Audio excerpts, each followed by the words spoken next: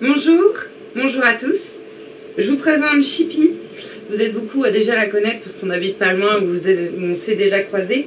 Je vous la présente parce que, faisant les cours à la maison, il est fort probable que vous l'entendiez parfois.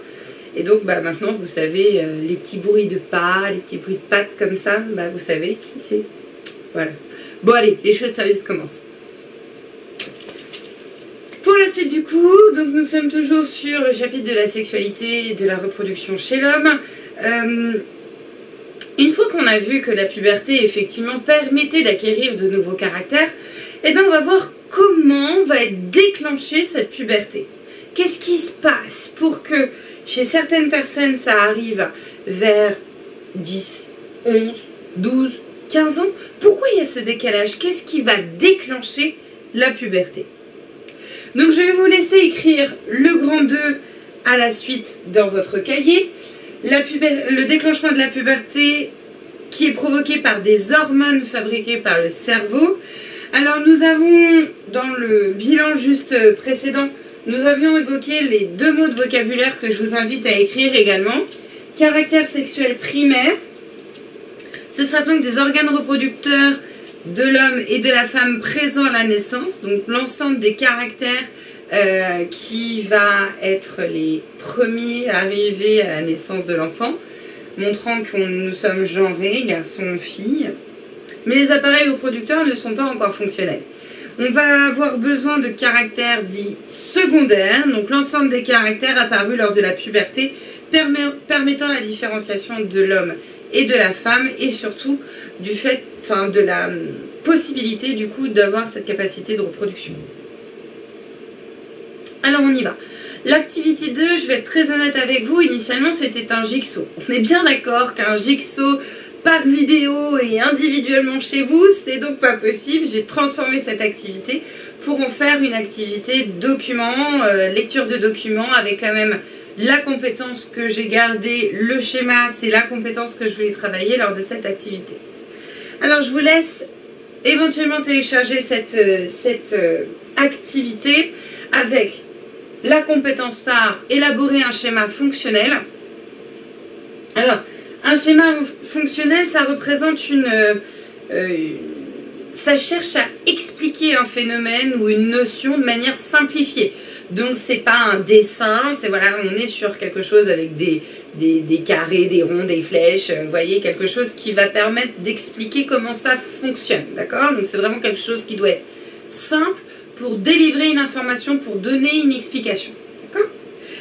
Donc le boulot que vous allez devoir faire pour jeudi de la semaine prochaine, c'est réaliser ces schémas fonctionnels qui va expliquer le déclenchement de la puberté chez l'homme, avec un petit h, et le déclenchement de la puberté chez la femme. Initialement, il n'y avait pas ces schémas, il y avait normalement des coups de pouce, mais du fait du confinement, je me suis dit qu'il fallait directement que je vous donne les schémas à compléter. Voici donc le schéma chez la femme et le schéma chez l'homme, avec le déclenchement de la puberté, le schéma fonctionnel du déclenchement de la puberté. Donc il va falloir que vous le complétiez, ces schémas grâce à la fiche document que vous avez à votre disposition sur le Padlet. Alors il y a en tout 5 documents, pas si compliqué que ça. N'hésitez pas à venir me voir sur Pronote ou par mail si jamais vous avez une difficulté que vous pouvez rencontrer, que vous ne comprenez pas. N'hésitez pas. Alors, ce qu'il faut savoir, c'est que en fait, il y a 2 hormones dites sexuelles chez l'homme. Ça va être la testostérone. Chez la femme, on va s'intéresser à l'œstrogène. Et une hormone, c'est une molécule qui va être libérée par un organe qui va sécréter cette molécule. L'hormone va toujours passer et se déplacer dans le sang pour arriver jusqu'à l'organe cible. Donc ça, ce petit complément vous sera essentiel pour la réussite de ce schéma. N'oubliez pas les critères de réussite d'un schéma. Titre, légende, d'accord? Et on n'oublie pas le titre.